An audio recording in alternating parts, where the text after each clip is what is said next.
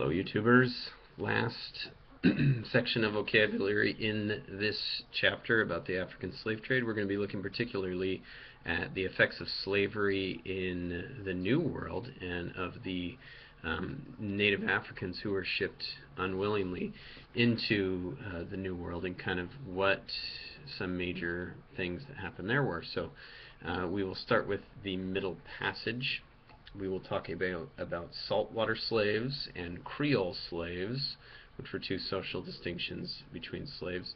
We'll look at the settlement of Suriname, and then finally we will end with, what will we end with? We'll end with the end of the slave trade, which is the word abolition. So the abolition movement and the ending of the slave trade. So let's take a first look at the Middle Passage. The Middle Passage is the name that was given to the journey that was taken by African slaves across the Atlantic Ocean. The conditions on the ships were unanimously awful, horrible, inhumane. Africans who were treated in this way were not treated as humans, but were treated as cargo.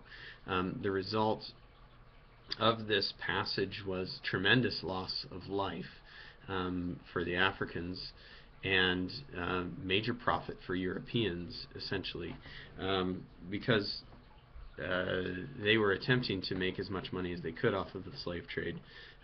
You would assume that ideally they would have most of the slaves survive, but the profits and the speed and the amount of slaves that they could sell basically made it so that they wanted to move them as quickly as possible, and acceptable losses and death was not something they were extremely worried about, or at least it's not something that we have evidence that they were worried about, because thousands and thousands of slaves died on this trip over.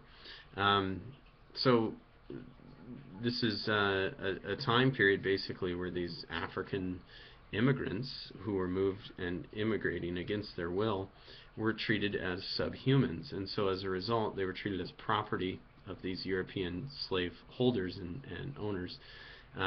They were socially stratified in the New World according to their worth, not only in the slaving community but also to the Europeans. So there was two kind of terms that came up to describe slaves in the New World, and the first was saltwater slaves.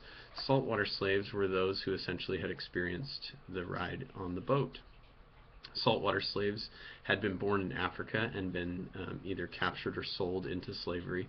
So they were Africans who were born in Africa and sent over to the New World and became slaves. And so as a result, they usually retained a lot of their African heritage with them, including language, religion, culture, but at the same time were very unaware of what was happening, because they were surrounded by people who did not share their culture and heritage, language, religion.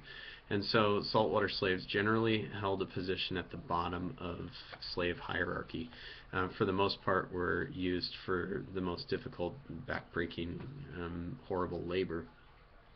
Now, to kind of juxtapose this were the Creole slaves. Creole slaves were those who had been born in the New World, usually to slaves either as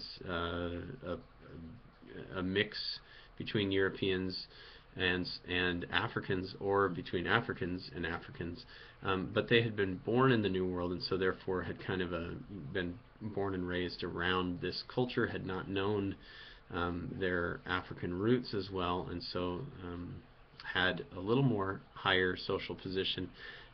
They were familiar with the culture of the Europeans, and so could be more useful as house slaves, or somebody who worked more closely with the family because they knew the language. They possibly used that same religion that the Europeans did, and so they were more acclimated to the New World.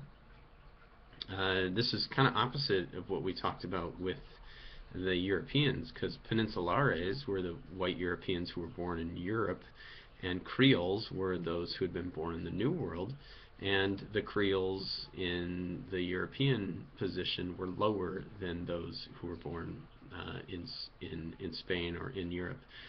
So the opposite is true of Africans. Had they been born in the New World, they had a higher position in the New World. So um, the next word I wanted to talk about was Suriname. Suriname was a Dutch plantation colony that was in the north of South America, close to Brazil, and it was an area where many slaves actually ran away into the rainforest, and these slaves were called maroons. Maroon being left alone, marooned, and so actually a lot of these former slaves, these African runaways, made a life for themselves in the interiors of Africa. Some of these communities have only recently come to light. They'd been hiding in the rainforest essentially for hundreds of years. So not every African was stuck on these plantations. Many of them were able to run away and form their own communities. So the significance of this is if they were caught, they were usually killed. But the bigger significance is that they had established these new communities based on a new culture that they had with other slaves around them, and it was kind of a fusion of older African traditions. So it was an interesting new settlement of Africans who were living in the interior of South America. Finally, we look at the word abolition. Now, this is kind of a big jump because I was just talking about the middle passage, and now I'm talking about abolition.